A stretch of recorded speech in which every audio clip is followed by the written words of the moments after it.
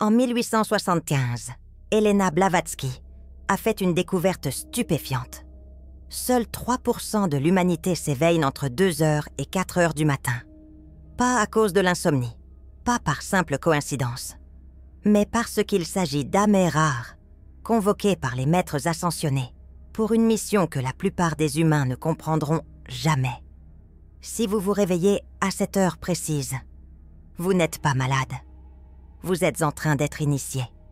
Et si vous ignorez cet appel pendant plus de 90 jours, vos dons spirituels commenceront à s'éteindre, un par un, jusqu'à ce qu'il ne reste que le vide d'une vie ordinaire. Elena Blavatsky a méticuleusement documenté ce qui arrive, exactement, aux âmes rares qui répondent à l'appel, et ce qui arrive à celles qui l'ignorent. La différence entre ces deux destins vous donnera froid dans le dos. Vous est-il déjà arrivé de vous réveiller à 3h17 du matin ou à 2h44, toujours à la même heure, semaine après semaine, année après année? Vous regardez le réveil, les chiffres brillent dans l'obscurité, et vous ressentez quelque chose.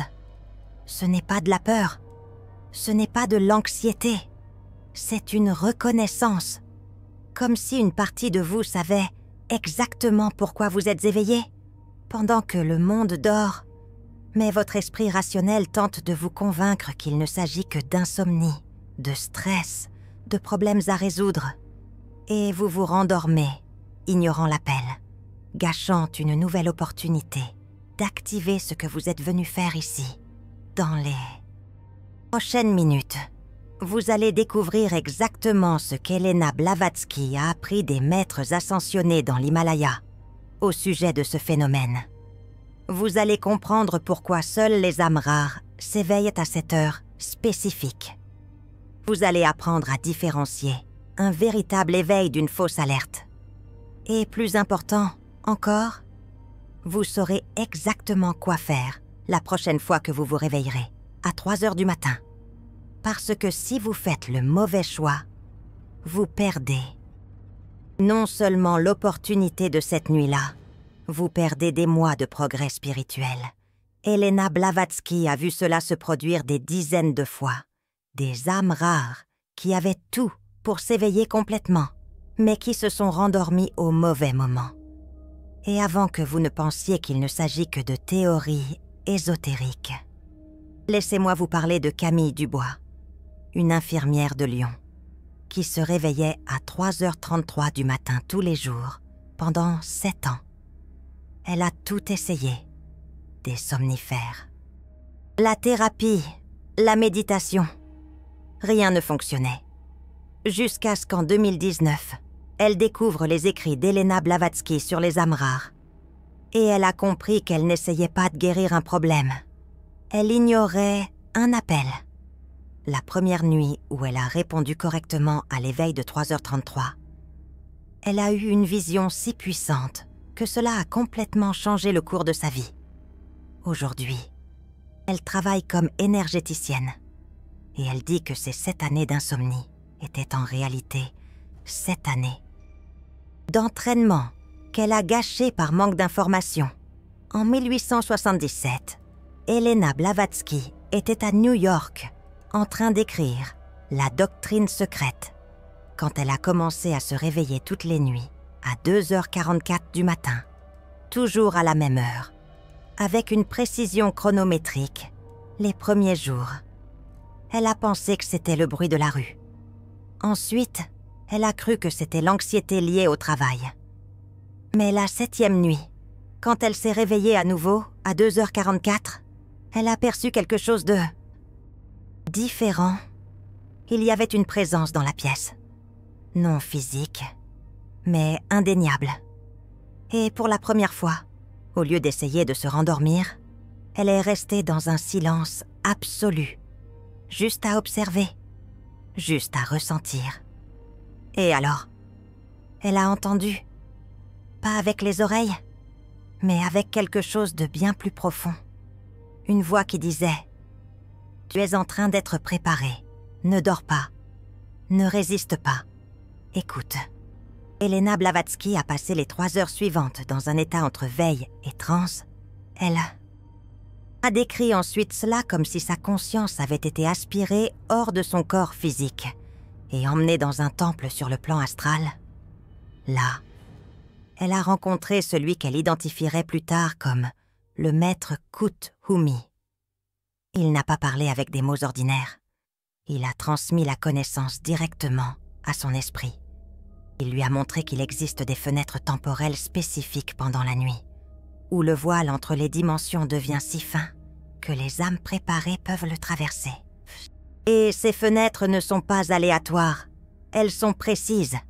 2h44 du matin, 3h33 du matin, 4h17 du matin. Des heures où les nombres portent des fréquences spécifiques qui activent des portails dimensionnels. Mais voici ce qu'Elena Blavatsky a appris et qui va changer complètement la façon dont vous voyez vos réveils nocturnes. Ce ne sont pas tous ceux qui se réveillent à ces heures qui sont des âmes rares. Il existe 3 types de réveils entre 2h et 4h du matin. Le premier type est le réveil commun causé par une vessie pleine, un bruit extérieur ou une préoccupation mentale. Ce réveil n'a pas de régularité. Il se produit à des heures aléatoires. Et quand vous regardez le réveil, les chiffres ne provoquent aucun impact émotionnel. Vous voulez juste vous rendormir, et vous y parvenez. Le deuxième type est le réveil d'attaque spirituelle. Celui-ci se produit toujours entre 3h et 4h du matin. Mais pas à des heures précises. Cela peut être 3h11, puis 3h47, puis 3h29. Aléatoire à l'intérieur de cette fenêtre. Et quand vous vous réveillez, vous ressentez de la peur, de l'angoisse, comme si quelque chose vous surveillait. C'est un signe que vous êtes sous l'influence d'entités de basse vibration qui tentent de drainer votre énergie, justement au moment où vous devriez être rechargé par les maîtres. Elena Blavatsky a enseigné des techniques spécifiques pour se protéger de ces attaques. Mais cela est un sujet pour un autre moment. Le troisième type, et c'est celui qui importe maintenant, est le réveil de convocation. Celui-ci se produit à des heures précises. Toujours les mêmes nombres. 2h44, 3h17, 3h33, 4h17. Et quand vous regardez le réveil, quelque chose résonne en vous. Vous sentez que ces nombres signifient quelque chose. Vous pouvez même ressentir un léger picotement sur votre front, là où se situe le troisième œil. Votre esprit peut être fatigué, mais votre corps astral est complètement éveillé. Et si vous fermez les yeux à nouveau, en essayant de dormir, vous ressentirez une résistance, comme si quelque chose à l'intérieur de vous ne voulait pas perdre cette opportunité. Ce sont les signes que vous êtes une âme rare, convoquée pour un entraînement interdimensionnel. Elena Blavatsky a découvert que les maîtres ascensionnés ne peuvent pas simplement envahir votre conscience pendant la journée. Il y a trop de bruit, trop de stimuli, trop d'ego. Mais entre 2h et 4h du matin, et surtout entre 3h et 4h, la conscience collective de l'humanité est à son point le plus bas d'activité. C'est alors que la grille énergétique de la planète devient moins dense. C'est alors que les fréquences des maîtres parviennent à pénétrer jusqu'à la conscience humaine sans distorsion. Et voici ce qui va vous faire arrêter de penser. Elena Blavatsky a calculé qu'une âme rare reçoit environ 90 convocations au cours d'une année. Si vous vous réveillez à ces heures 2 fois par semaine, cela fait environ 100 opportunités annuelles. Mais la plupart des gens les ignorent toutes. Ils se rendorment. Et à chaque convocation ignorée, l'intensité de l'appel diminue un peu. Parce que les maîtres ne vont pas continuer à tenter un contact avec quelqu'un qui refuse constamment. Elena Blavatsky a observé qu'après 90 convocations ignorées, quelque chose de dramatique se produit. L'âme rare commence à perdre ses dons naturels. Cette intuition aiguisée que vous avez toujours eue commence à faiblir. Ces rêves prémonitoires s'arrêtent. Cette sensibilité énergétique qui te permettait de sentir quand quelqu'un mentait commence à s'estomper. Ce n'est pas une punition, c'est une conséquence naturelle. C'est comme un muscle qui s'atrophie par manque d'exercice. Les canaux spirituels commencent à se fermer. Et, éventuellement, tu deviens comme la plupart des gens, spirituellement endormi, vivant en pilote automatique, sans jamais comprendre pourquoi tu as toujours senti que tu étais venu ici pour quelque chose de plus grande. Mais Elena Blavatsky, l'autorité sur ces sujets, a aussi documenté l'opposé, des âmes rares qui ont répondu à la convocation. Et ce qui leur est arrivé est extraordinaire. Elle a rencontré un homme à Londres en 1882. Un certain Antoine Lemaire. Il était comptable. Une vie tout à fait ordinaire. Jusqu'à ce qu'il commence à se réveiller à 3h33 toutes les nuits. Pendant 3 mois, il a essayé d'arrêter ça. Il a consulté des médecins, pris des médicaments. Rien n'y faisait.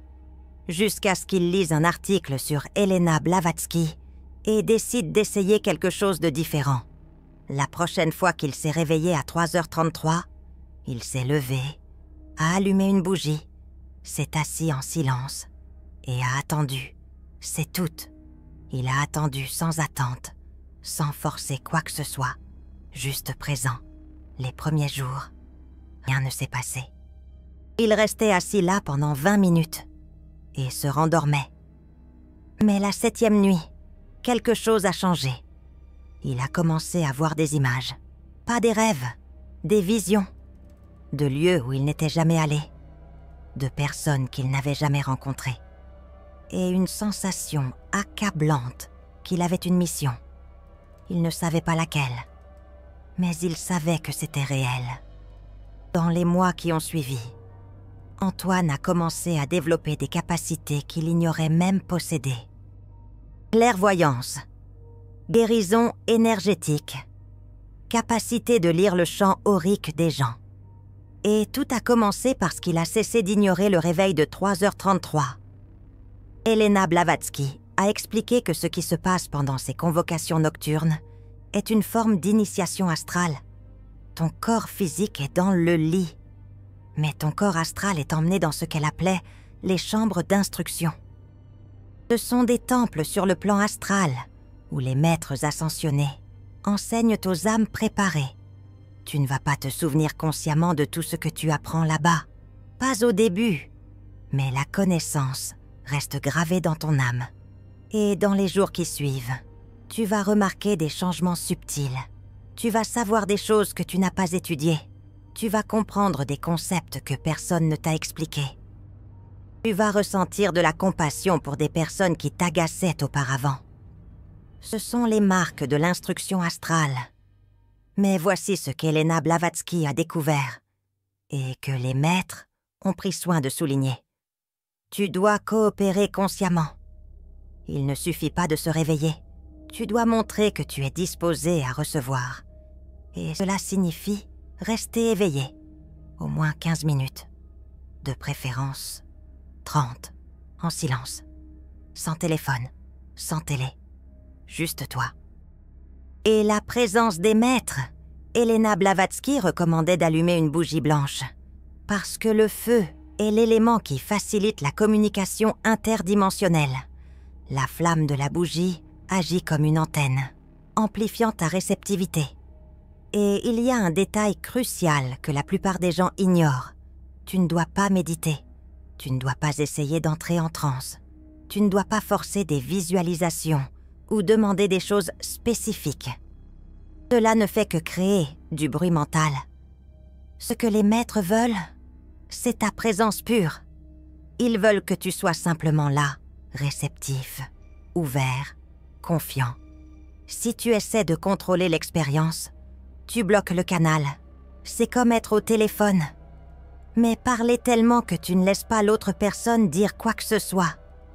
Elena Blavatsky raconte que lors de sa première expérience réelle de convocation, quand elle a finalement compris quoi faire, elle s'est simplement assise et a dit mentalement « Je suis ici, je suis à l'écoute, prête à servir. » Et rien de plus. Elle n'a pas demandé l'illumination, n'a pas demandé des pouvoirs, n'a pas demandé des réponses à des problèmes personnels. Elle s'est juste mise à disposition. Et les maîtres ont répondu d'une manière si profonde qu'elle a mis 3 jours à intégrer ce qu'elle a reçu cette nuit-là. Un des concepts les plus importants qu'Elena Blavatsky a appris sur ses éveils est ce qu'elle appelait la loi de réciprocité astrale. Ça fonctionne comme ça. Les maîtres ne vont pas te donner plus que tu ne peux en traiter. Ils ne vont pas te bombarder de révélations qui vont te laisser confus ou effrayé. Ils travaillent graduellement. Lors de la première convocation à laquelle tu réponds correctement, ils testent simplement ta réceptivité. Ils envoient une petite transmission énergétique. Si tu réussis à recevoir sans résister ou sans essayer de contrôler, ils augmentent l'intensité la fois suivante. C'est un processus de calibrage, comme ajuster le volume d'une radio jusqu'à trouver la fréquence parfaite. Et voici quelque chose qui va te faire comprendre pourquoi tu ne dois pas ignorer ces convocations. Elena Blavatsky a découvert qu'il existe une fenêtre d'opportunité. Une âme rare typique a entre 30 et 40 ans de vie active dans cette incarnation.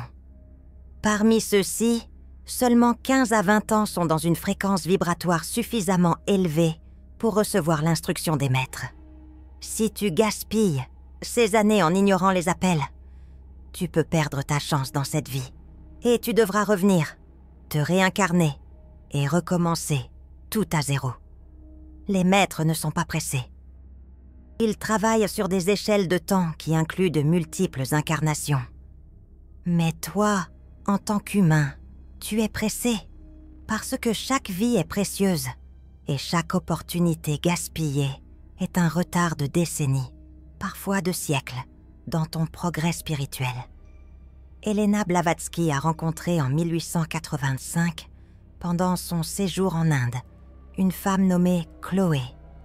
Elle était disciple d'un maître hindou et avait des éveils nocturnes depuis l'âge de 14 ans. Mais pendant 20 ans, elle les a ignorés.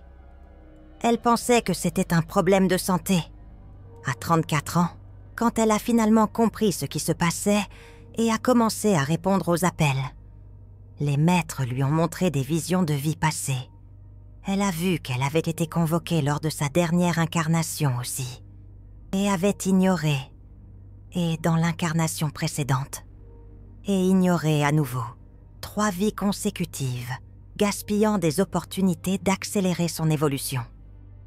La frustration que Chloé a ressentie en réalisant cela était si profonde qu'elle a pleuré pendant 3 jours. Parce qu'elle a compris combien de temps elle avait perdu, combien de progrès elle avait retardé, par ignorance, par peur, par paresse. Et voici le tournant qui va te faire repenser tout ce que tu sais sur tes éveils nocturnes. Les maîtres ascensionnés ne t'appellent pas pour te donner des choses. Ils t'appellent pour te donner un but. Elena Blavatsky a expliqué que chaque âme rare s'incarne avec une mission spécifique. Pas une mission vague comme être une personne meilleure ou répandre l'amour, mais une mission concrète. Ça peut être développer une technologie spécifique. Ça peut être écrire un livre qui va éveiller des milliers d'âmes. Ça peut être guérir une personne spécifique qui va changer le cours de l'histoire. Les maîtres savent quelle est ta mission. Toi, tu ne le sais pas. Encore. Et les éveils nocturnes sont le moment où ils essaient de te le rappeler, te préparer, te guider. Mais tu dois comprendre quelque chose de crucial. Les maîtres ne vont pas simplement te dire quelle est ta mission. Cela violerait ton libre arbitre. Ils vont te montrer des pistes, des symboles, des sentiments, des directions générales. Et c'est à vous, dans votre vie consciente de tous les jours, qu'il incombe de suivre ces indices, d'investiguer, d'expérimenter, jusqu'à ce que vous atteigniez le point où votre mission devient évidente. Elena Blavatsky disait que la mission d'une âme rare est comme une graine, enterrée dans le sol. Les maîtres ascensionnés arrosent cette graine pendant les convocations nocturnes. Mais vous devez fournir le soleil, la nutrition, le soin quotidien, à travers vos choix conscients. Alors, laissez-moi être très clair sur ce qu'il faut faire quand vous vous réveillerez demain à 3h17 ou 3h33 ou tout autre horaire récurrent entre 2h et 4h du matin. Premièrement, ne prenez pas votre téléphone, ne regardez pas les réseaux sociaux, ne commencez pas à penser aux problèmes du lendemain. Cela disperse complètement l'énergie. Vous venez de traverser vers une fréquence vibratoire élevée. Si vous polluez cela avec des stimuli de basse fréquence, vous perdez la transmission. C'est comme syntoniser une radio sur une station et immédiatement changer de canal. Vous n'entendrez rien. Deuxièmement, levez-vous. Ne restez pas au lit à essayer de méditer. Votre corps physique est trop proche de l'état de sommeil. Vous allez finir par somnoler et perdre la fenêtre. Levez-vous. Allez dans une autre pièce si possible. Allumez une bougie et asseyez-vous dans une position confortable. Mais alerte, colonne vertébrale droite, mains relâchées. Les yeux peuvent être ouverts ou fermés, peu importe. L'important est la posture de réceptivité. Vous ne méditez pas, vous recevez. Troisièmement, établissez l'intention, mentalement ou à voix basse. Dites quelque chose de simple comme « Je suis ici pour recevoir l'instruction des maîtres. Je suis ouvert et disposé. » Ne demandez pas de choses spécifiques. Ne tentez pas de diriger l'expérience. Déclarez simplement votre disponibilité. Et ensuite, restez en silence. Absolument silence mental. Si des pensées surgissent, et elles surgiront, observez-les simplement passer. Ne vous engagez pas. C'est comme regarder des nuages dans le ciel. Ils passent. Vous observez simplement. Quatrièmement, n'ayez pas d'attente sur ce qui doit arriver. Vous n'allez pas nécessairement voir des lumières, ou entendre des voix, ou avoir des visions cinématographiques. La plupart des transmissions des maîtres sont subtiles. Un sentiment de paix profonde. Une compréhension soudaine de quelque chose qui vous troublait. Une sensation d'être observé avec un amour immense. Ce sont des marques que la transmission est en train de se produire. Ne sous-estimez pas le subtil. Le plus profond est toujours silencieux. Cinquièmement, restez au moins 20 minutes, au minimum, préférentiellement 30 à 40 minutes.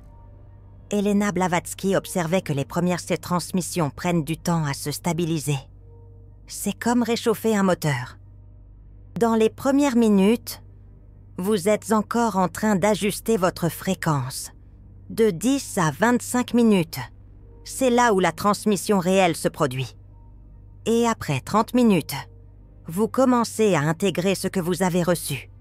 Si vous restez seulement 5 minutes, vous allez perdre la majeure partie de l'instruction.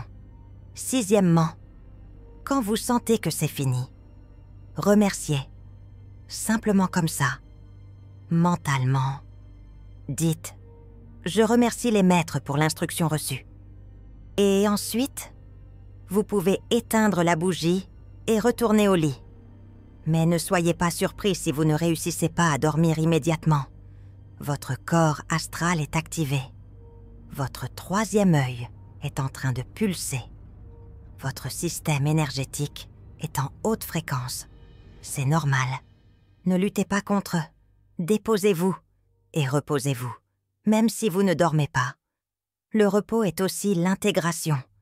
Et dans les jours suivants, observez vos pensées, vos synchronicités, les rencontres fortuites qui ne semblent pas si fortuites, les livres qui apparaissent devant vous, les conversations que vous avez, les idées qui surgissent de nulle part. Ce sont des continuations de l'instruction nocturne. Les maîtres travaillent en couches. Ce que vous recevez la nuit se déploie pendant les jours.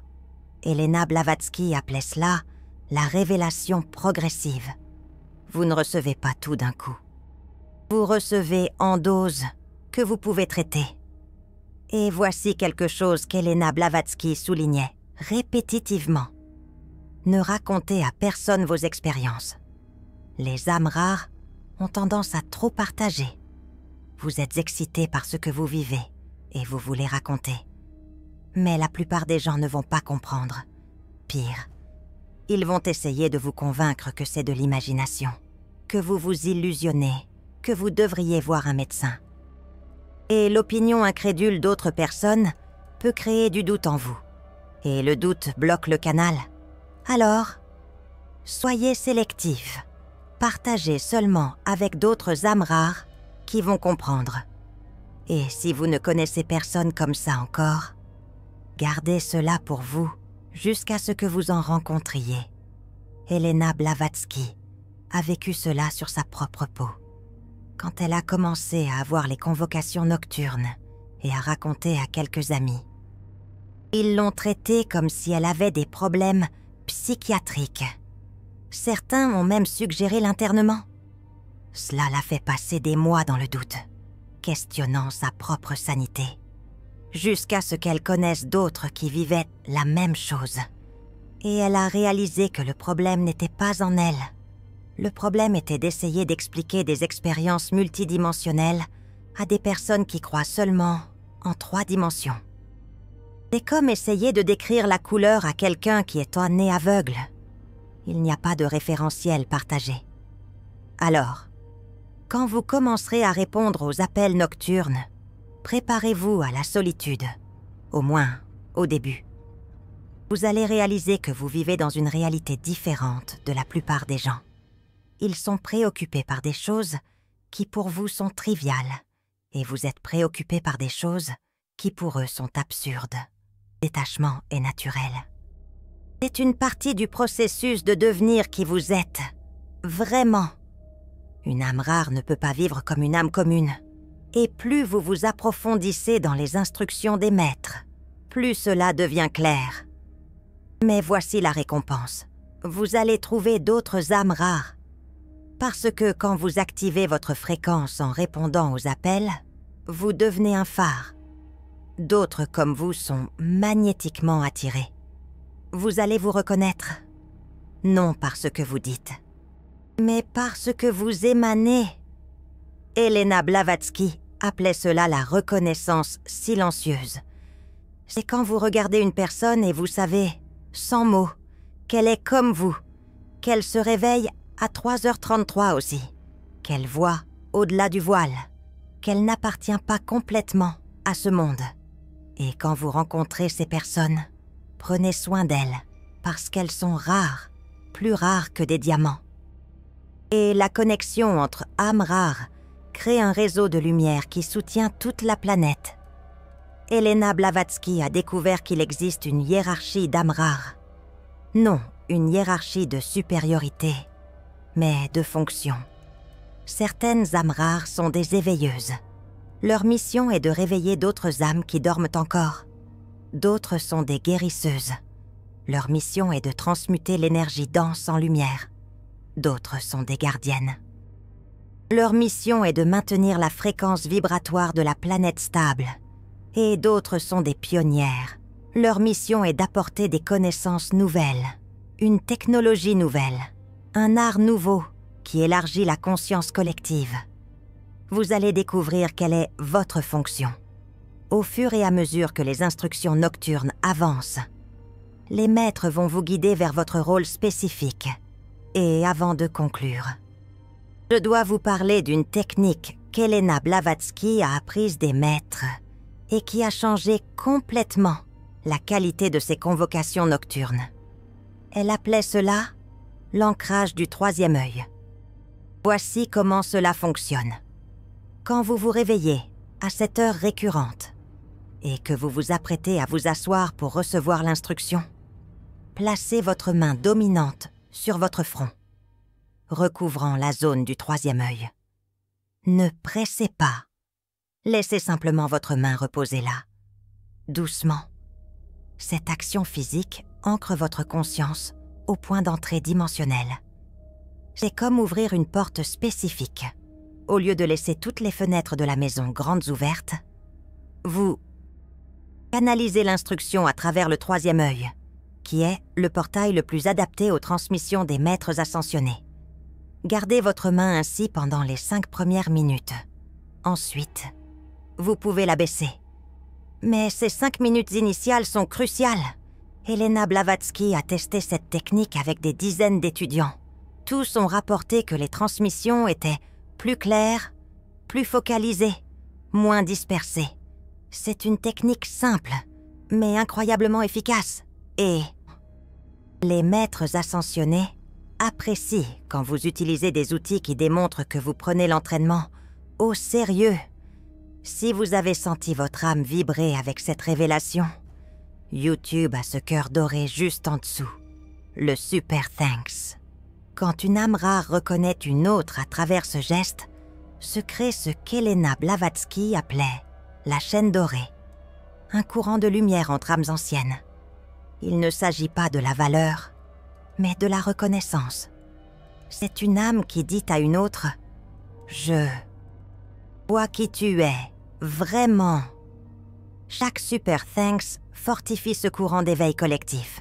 Et dans l'économie spirituelle, ce que vous donnez revient multiplié, pas en argent, mais en portes qui s'ouvrent, en opportunités qui apparaissent, en protection invisible qui vous garde. Alors maintenant, vous savez, quand vous vous réveillerez demain à 3h17, ou 3h33, ou 2h44, vous ne souffrez pas d'insomnie. Vous êtes en train d'être convoqué. Les maîtres ascensionnés sont de l'autre côté du voile, attendant que vous acceptiez finalement l'invitation.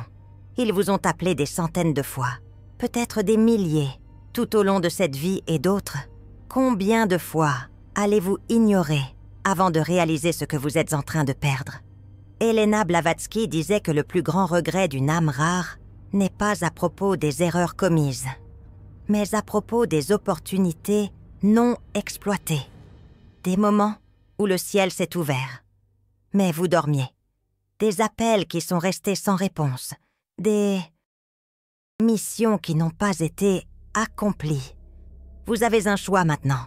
Continuer à ignorer et perdre encore des mois, des années, des décennies d'évolution, ou répondre au prochain appel et découvrir qui vous êtes réellement, ce que vous êtes venu faire ici. Quel est votre rôle dans la grande œuvre d'élévation planétaire? Les maîtres ascensionnés ne vont pas vous appeler pour toujours. Ils ont d'autres âmes à entraîner, d'autres missions à coordonner. Si vous refusez, consistamment, éventuellement, ils vont arrêter d'essayer. Et vous allez vivre une vie ordinaire, bonne, peut-être, confortable, possiblement, mais vide du but profond que votre âme connaît. Et à la fin, quand vous serez en train de revoir cette vie, vous vous demanderez « Et si j'étais levé cette nuit-là? Et si j'avais allumé la bougie? Et si j'étais resté en silence et avais écouté? Où serais-je maintenant ?» Ne laissez pas ce regret arriver. Vous êtes une âme rare. Vous avez toujours su. Vous avez toujours senti que vous n'appartenez pas complètement ici, qu'il y a quelque chose de plus grand qui vous attend. Maintenant, vous savez où le trouver. Entre 2h et 4h du matin. Quand le monde dort, quand le voile s'ouvre, quand les maîtres appellent, soyez là.